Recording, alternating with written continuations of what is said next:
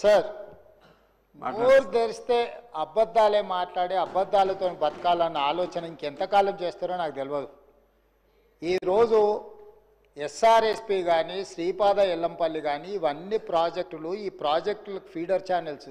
Speaker sir, Medigadda, Sundilla, Annaram బ్యారేజ్ల నుంచి చుక్క నీరు తీసుకోకపోయినా గోదావరి జలాలతోని ఏ రకంగా నీళ్లు తీసుకురావాలనో ఈరోజు మల్లన్న సాగర్ కావచ్చు, లేకపోతే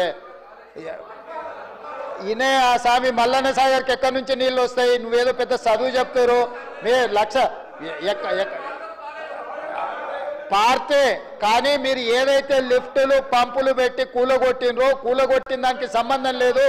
శ్రీపాద ఎల్లంపల్లి లేకపోతే శ్రీరామ్ సాగర్ ఇవన్నీ ప్రాజెక్టులు మీ తాతల కాలంలో కట్టిన కాంగ్రెస్ ప్రాజెక్టులు.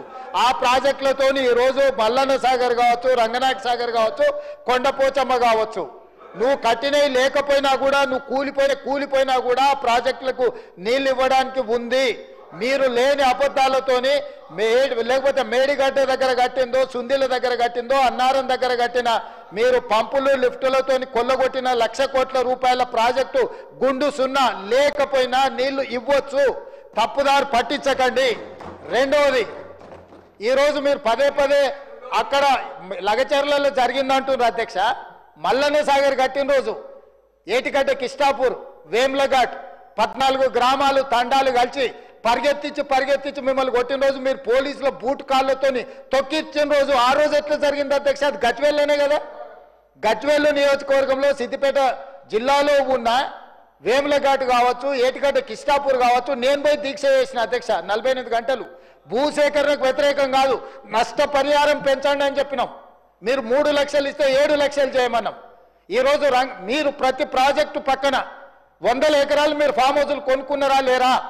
ఈరోజు ప్రాజెక్టులు డైరెక్ట్గా కొండపోచమ్మ నుంచి మీ ఫామ్ హౌస్కి, మీ ఎర్రవల్లి ఫామ్ హౌస్కి కాలువలు తీసుకొని 100 ఎకరాలు మీరు నీళ్లు తీసుకెళ్ళినరా లేరా?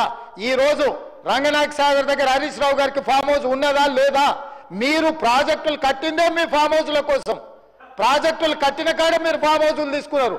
దుర్మార్గమైన ఆలోచన మీది. ఈరోజు మీరు సిద్ధంగా ఉన్నారా విచారణకు? కొండపోచమ్మ దగ్గర ఎవరికి ఫామ్ హౌస్ ఉంది, రంగనాయక సాగర్ దగ్గర ఎవరికి ఫామ్ హౌస్ ఉంది, లేకపోతే ప్రాజెక్టులు కట్టిన దగ్గర ఎవరికి భూములు ఉన్నాయో, ఎవరికి ఫామ్ హౌస్లు ఉన్నాయో నిజ నిర్ధారణ కమిటీ నేను కాదు, ఈ సభలో ఉన్న కాంగ్రెస్ పార్టీ నుంచి ఒక్కరిని కూడా వద్దు. బీఆర్ఎస్ నుంచి, బీజేపీ నుంచి, ఎంఐఎం నుంచి, సిపిఐ నుంచి శాసనసభ్యులతో నిజ నిర్ధారణ కమిటీని వేద్దాము. కట్టుకున్న ప్రాజెక్టులల్లా మీ చుట్టాల భూములను ఎట్లా తొలగించిండ్రు, మీ భూములను ఎట్లా తొలగించిండ్రు? మీ డైరెక్ట్గా కేసీఆర్ గారి ఫామ్ హౌస్కి కాలువలు తీసుకెళ్లి ఫామ్ హౌస్ చుట్టూత దాని చుట్టూత కాలువలు తిప్పింది ఆధారాలు చూపించాలనా? దుర్మార్గమైన ఆలోచన మీకుంటది, మాకెందుకుంటది? ఇప్పటికి కూడా అబద్ధాలు చెప్పేది మానండి. ఎందుకు ఇంకా బుకాయించాలని, దబాయించాలని? ఎన్ని రోజులు అధ్యక్ష? భూసేకరణ జరిగినప్పుడు భూమి కోల్పోయిన నిర్వాసితులకు బాధ, దుఃఖం ఉంటుంది. ఆ బాధ, దుఃఖం ఉన్న వాళ్లకు అత్యధికంగా నష్టపరిహారం ఇవ్వాలనేది మా ఆలోచన. ఆనాడు మల్లన్న సాగర్లో 3 లక్షల నుంచి మొదలుపెట్టిన మీరు, మేము కొట్లాడితే అది చివరికి 10 నుంచి 12 లక్షలకు వచ్చింది. ఇవాళ కొడంగల్లో, లగచెర్లలో 20 లక్షల ఎకరాకు అసైన్మెంట్ భూమిలకు కూడా 20 లక్షలు ఇచ్చినాం. 5 లక్షల రూపాయలు ఇందిరమ్మ ఇల్లు ఇచ్చినాం. 150 గజాల ఇంటి స్థలం ఇచ్చినాము. ఈ రోజు one of the best package మేము కొడంగల్ ఇస్తే, మీ మాజీ ఎమ్మెల్యే మీరు పర్సనల్గా వెళ్ళి మీరు ఏమైనా చేయండి, అధికారులను చంపండి, మేము చూసుకుంటామని చెప్పింది పబ్లిక్ డొమైన్లు ఉంది. మీరు ఈ రోజు టీవీలలో, పేపర్లలో ప్రముఖంగా వచ్చింది. వచ్చిన వాళ్ళు వచ్చినట్టు చంపండి అని చెప్పి హరీష్ రావు, కేటీఆర్ చూసుకుంటారని చెప్పి నరేందర్ రెడ్డి గారు అక్కడికి వెళ్ళి మాజీ ఎమ్మెల్యే పబ్లిక్లో స్టేట్మెంట్ ఇచ్చిండు.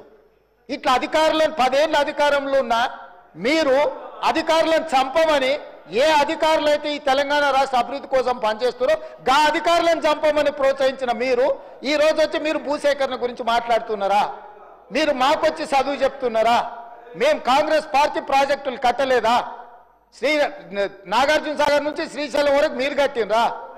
లేకపోతే కల్వకుర్తి, భీమా, నెట్టంపాడు, కోయిల్సాగర్ మీరు కట్టినరా? ఏ మాటలు మాట్లాడుతున్నారు? కమిషన్ల కోసము ప్రాజెక్టుల రీడిజైనింగ్ పేరు మీద 36,000 కోట్ల రూపాయల విలువ ఉన్న ప్రాణహిత చేవెళ్ల ప్రాజెక్టును కాళేశ్వరం పేరు మీద 1,50,000 కోట్లకు అంచనాలు పెంచారు. ఇప్పటి వరకు మీరు అధికారం దిగిపోయే నాటికి 1,02,000 కోట్ల రూపాయల బిల్లులు చెల్లించారు. మీరు అత్యంత అవినీతికి పాల్పడ్డ ప్రాజెక్టు మీద ఈరోజు విచారణ 1 మ్యాన్ కమిషన్ ఎంక్వైరీ జరుగుతుంది. మీరు చెప్పిన ప్రజల సెంటిమెంట్ అయిన పవర్ ప్రాజెక్టులు విద్యుత్తు ముసుగులో 1,000 కోట్ల రూపాయలు కూలగొడితే ఈరోజు కమిషన్ రిపోర్ట్ ఇచ్చింది. మీరు ఫ్రాడ్ చేసిండ్రు, ఫ్రాడ్కి వీళ్ళని శిక్షించమని 1 మ్యాన్ కమిషన్ సుప్రీంకోర్టు వరకు పోయి కొట్లాడారు. సుప్రీంకోర్టు జడ్జి వచ్చి వీళ్ళు ఫ్రాడ్ చేసిండ్రు, వీళ్ళని శిక్షించమని నివేదిక ఇచ్చిండ్రు. అధ్యక్ష, వీళ్ళ నివేదికలు మేము ఆరోపణ చేయట్లే. ఈరోజు కమిషన్ ఇచ్చిన నివేదికలు ఉన్నాయి. తొందరలోనే దాంట్లో జైలుకు పోతారు. జైలుకు పోయేదాని గురించి వాళ్ళు చెప్తున్నారు. ఇప్పుడు ఏ విచారణ సంస్థ విజిలెన్స్ అండ్ ఎన్ఫోర్స్మెంట్ నివేదిక ఇచ్చింది ఈరోజు కాళేశ్వరం మీద. ఆ నివేదికలు వచ్చే సభలో ఇదే సభలో పెట్టి చర్చ పెడదాం. ఎవరెవరు ఏ రకంగా ప్రాజెక్టు రీడిజైనింగ్ పేరు మీద ఎట్లా కొల్లగొట్టిందో వాటి అన్నిటిని తీసుకొద్దాం. అధ్యక్ష, ఇవాళ వీళ్ళు ఎంతసేపు ఉన్నా మేము అబద్ధాలని చెప్తాం. ఆనాడు 2013 భూసేకరణ చట్టం ఉంటే దానికి కాదని జీవో నెంబర్ 123 అని కొత్త జీవో, కొత్త రాజ్యాంగం కనిపెట్టి బయింగ్ అండ్ సెల్లింగ్ ప్రాసెస్ లో ఒక నోడల్ ఆఫీసర్ని పెట్టాం, డబ్బులు ఇస్తాం, భూములు గుంజుకుంటాం అని చెప్తే కోర్టు కొట్టేయలేదా? కోర్టు మిమ్మల్ని తిట్టలేదా? ఎన్ని నోటిఫికేషన్లను రద్దు చేసింది? ఈరోజు బలవంతంగా రైతుల భూములను గుంజుకున్నది మీరు. ఒకటే మాట మేము ఏం చెప్పినాము?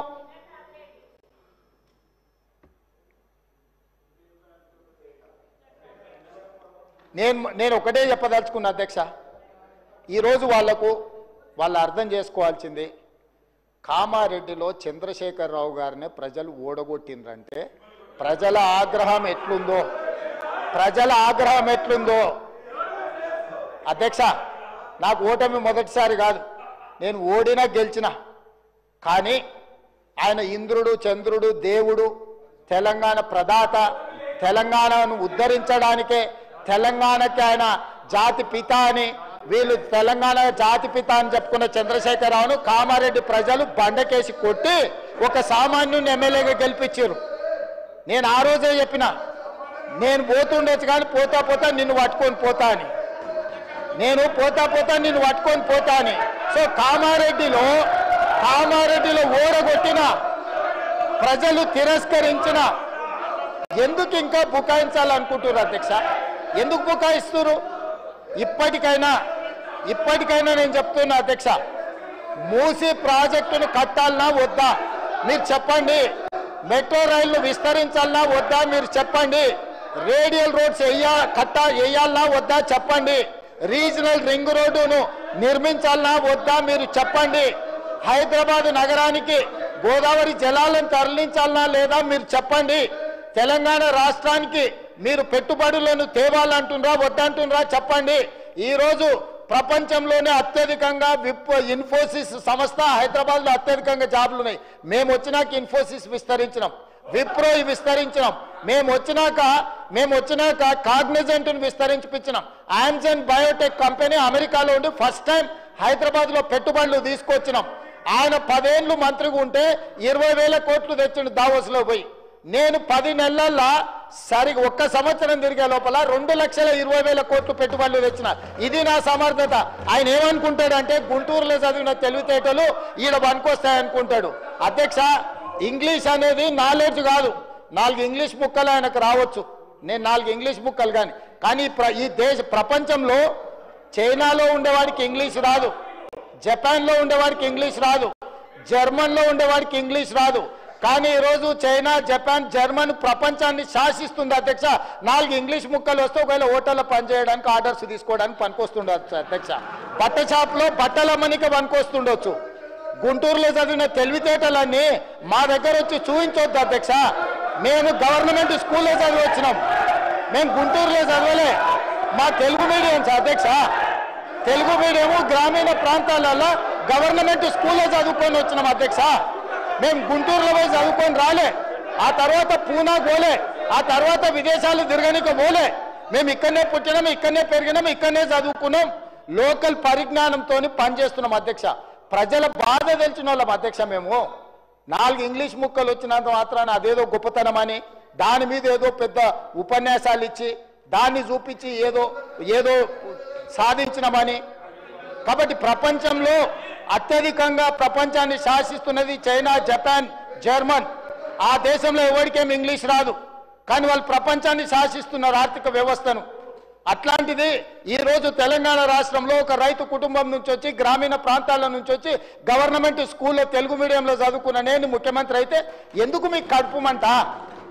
ఏందా బాధ? అసలు కళ్ళల్లో నిప్పులు పోసుకుంటారు అధ్యక్ష. నేను కనిపించగానే ఆయననే చూడనికనే వస్తలేడు, చూస్తే అదేదో పాపమైంది అన్నట్టు.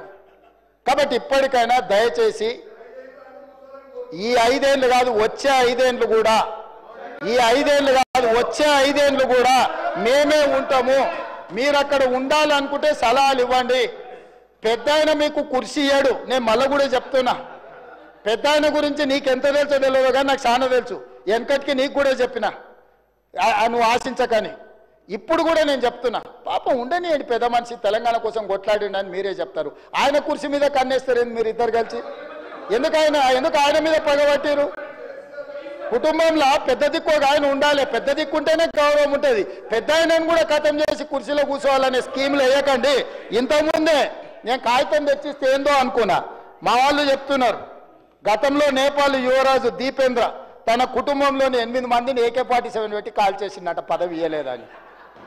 నేపాల్ రాజు వాళ్ళ పిల్లగాడు కుటుంబంలో పదవులు ఇస్తలేరని రాత్రి డిన్నర్కి పిలిచి AK-47 పెట్టి ఇంట్లోన్న వాళ్ళందరినీ AK-47 పెట్టి కాల్ చేసిందంట. అట్లాంటి పరిస్థితులు తెలంగాణలో రాకుండా చూడండి అధ్యక్ష. వారికి చెప్పండి, వారు చదువుకుంటే చదువుకున్నారు, గుంటూరు తెలివితేటలు ఉంటే ఉన్నాయి, అవి ఉపయోగించి తెలంగాణకి ఏమైనా ప్రయోజనం చేకూర్చేటట్టు చెప్పమని చెప్పుండ్రు అధ్యక్ష. కేటీఆర్ గారు సార్ ఒక్క 5 నిమిషాలు క్లోజ్ చేసి. ఎందుకు సార్? కూర్చుంటానండి. మీ బాగా వాళ్ళదే బాగా ఇనసొంపు ఉంది కదా, కూర్చుంటాను. మీరు కూర్చోమంటే కూర్చుంటాను. అసలు మీ టైం అయిపోయింది. 2 గంటలు వాళ్ళని మాట్లాడించి ఎట్లా సార్ ఇది? కూర్చుంటానండి సార్, కూర్చోండి. 5 minutes. ఎట్లా సార్? మీరు ఒక కమ్యూనిస్ట్ యోధుడు, తెలంగాణ కోసం నిరాహార దీక్ష చేసిన కొత్తగూడెం బిడ్డ మీరు. మీరు అట్లాంటిది మీరు కూడా మమ్మల్ని ఇట్లా గొంతు నొక్కితే ఎట్లా సార్? ముఖ్యమంత్రి గారు అంత ఫ్రస్ట్రేషన్ లో, అంత ఆవేశంలో, అంత ఆవేశం, అంత అయ్యో పదవిలోకి వచ్చిన తర్వాత కూడా ఇంత ఫ్రస్ట్రేషన్ నా జీవితంలో ఎవరిలో చూడలేదు సార్ నేను. అరే మొత్తం ఇంత దాడి, ఇంత ఉక్రోషం. ఏం పర్లేదు రేవంత్ రెడ్డి గారు, ఇంకా తిట్టాలనుకుంటే ఇంకో 2 గంటలు తిట్టండి, మాకేం అభ్యంతరం లేదు. ఎందుకంటే మీ మైక్ కట్ కాదు, నీకు ఎంత ఉందో అంత తీసుకో, నాకేం ఇబ్బంది లేదు. మీ తిట్లన్నీ మాకు దీవెనలు, మీ తిట్లన్నీ మాకు దీవెనలు, మాకు ఆశీర్వాదాలు. మీరు ఎంత మాట్లాడితే మాకు అంత మంచిది. ఎందుకంటే మీ వల్ల ఖచ్చితంగా ఇంకొక 20 ఏళ్ళు కాంగ్రెస్ ఓటేయాలంటే ఎవరైనా భయపడే పరిస్థితి తెలంగాణ మొత్తంలో వస్తున్నది. మీరు పోయి ప్రచారం చేశారు, మహారాష్ట్రలో ప్రచారం చేశారు, హర్యానాలో చేసినారు, ఢిల్లీలో చేసినారు, అద్భుతాలు సాధించారు. మొన్న పోయి ఎమ్మెల్సీ ఎలక్షన్లో కూడా చేసినారు.